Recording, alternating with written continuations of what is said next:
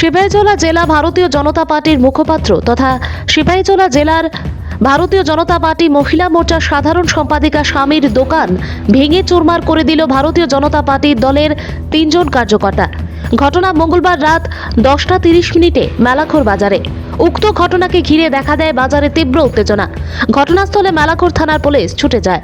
সঞ্জয় পাল, গণেশ দাস, সুদীপ দত্ত নামের এই 3 জন ভারতীয় জনতা পার্টির কার্যকর্তা মঙ্গলবার রাতে ভারতীয় জনতা পার্টির সিপাহীজলা জেলার মুখপাত্র তথা মহিলা মোর্চার সাধারণ সম্পাদিকা স্বামী রণবীর সাহাকে দোকানে ঢুকে বেধড়কভাবে মারধর করে দোকান ভেঙে চুরমার করে দেয়। দোকানে থাকা ক্যাশ বাক্স থেকে নগদ অর্থ ছিনতাই করে নিয়ে যায়। অভিযোগ করেন দোকানের মালিক আক্রান্ত রণবীর সাহা। গোটা ঘটনাকে ঘিরে মেলাখোর বাজারে দেখা দেয় তীব্র উত্তেজনা। ত্রিপুরা থেকে ভানুচন্দ্রের রিপোর্ট, আসাম প্রাইম নেটওয়ার্ক। আমার নাম রণবীর সাহা। আমি ভারতীয় জনতা পার্টির বর্তমানে সিপাহীজলা জেলার মুখপাত্র সদস্য এবং মুখপাত্র। আমার মিসেস, আমার স্ত্রী এই জেলার মহিলা মোর্চার সাধারণ সম্পাদিকা।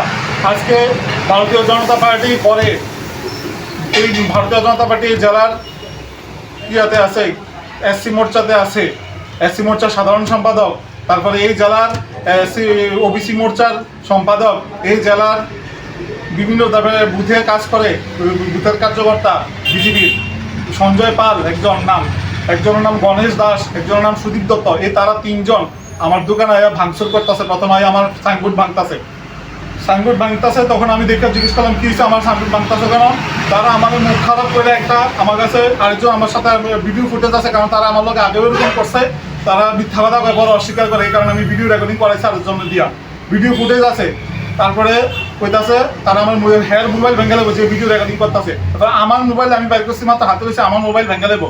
তারপরে আমার প্রচণ্ডভাবে মারধর করছে তারা 3 জন মিল্লা, সঞ্জয় পাল, গণেশ দাস আর সুদীপ দত্ত মিল্লা।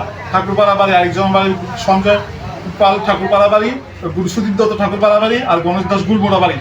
আমাদের প্রচণ্ডভাবে মারধর করে সেটা আমার দোকান ভাঙিয়ে চুরে শেষ করেছে। আমার দোকানে পেট্রোল ফেলাইছে, আমার দোকানে সমস্ত কম্পিউটার আমার ক্যাশে যা টাকা আসতো ভাঙতি 2 টাকা 1 টাকারই চাহিদা, বাকি নোট সমস্ত নোট টাকা লেগে গেছে। আমার পুরো দোকান শেষ করেছে, আমার কম্পিউটার ভেঙে গেছে, প্রিন্টার ভেঙে গেছে, আমার দোকানের ফটো, ঠাকুরের ফটো আপনারা দেখছেন মনে সব ভেঙে শেষ করে গেছে। আমি জানতাম যে আমার কি অপরাধ এটাতে, আমার লগে তার লগে আমি কোনো কথাই কই না। তারা বিভিন্ন 2 নম্বরের কাজ, আপনারা জানেন আমি বিগত দিনে দুর্গাপূজার আগে আমি রেডোটাস ক্লাবের সভাপতি আসলাম 5 বছরের পরে আমি সভাপতির পদ থেকে রিজাইন দিছি তারা এই 2 নম্বরের কারণে। তবে আমি তার লগে 2 কথা কইছি না, শব্দ করছি না। আমি আমার পদ থেকে আমি রিজাইন দিয়েছি ক্লাব সভাপতির পদের থেকে।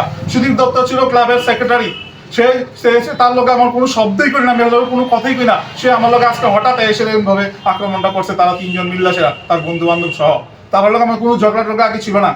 সুদীপ গণেশ দাসের লোক আমার কোনো ঝগড়া নাই, সঞ্জয় পাওয়ার লোক আমার কোনোদিন কোনো ঝগড়া হয়েছে না। কিন্তু তারা যে বন্ধুর লোক তারা মিল্লা 3 জনে মিল্লা আমার দোকান ভাঙচুর করছে, আক্রমণ করছে।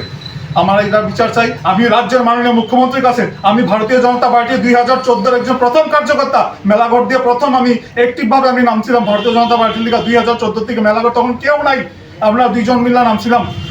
আমি এই যে আজকে আমার এই কার্যকর্তার যদি আমার এই ফল হয়, আমি এটা বিচার চাই মাননীয় মুখ্যমন্ত্রীর কাছে এবং আমার ত্রিপুরা রাজ্যের বিজেপি সরকার যারা সমস্ত নেতা মন্ত্রীদের কাছে আমি বিচার চাই যে আমি একটা কার্যকর্তা হিসেবে আমার যদি বিচার না পাই, তাহলে আমি মনে করুন যে আমি ভারতীয় জনতা পার্টি পৃথা করছি। তাহলে আমার জীবনের সময় 10টা বছর আমি সময় নষ্ট করছি, তাহলে মনে করুন। কারণ আমি বিগত দিনে এরকম আমার সাথে আরো হয়েছে, আমি কোনো বিচার পাইছি না। আমি আজকে বিচার চাই। আমার দোকান ভাঙচুর করছে, আমি যেটা দিয়ে উপার্জন করি, আমার উপার্জন আমার পেটে লাথি মারছে, আমার ধ্বংস করে দিয়ে গেছে আমার দোকান, আমার স্ত্রী, বউ, বাচ্চা, আমি কিচ্ছু করে আমি বেকার ছেলে, আমি এভাবে পরিশ্রম করে আমার করছি। আমার বিচার চাই, আমি সবার কাছে এটাই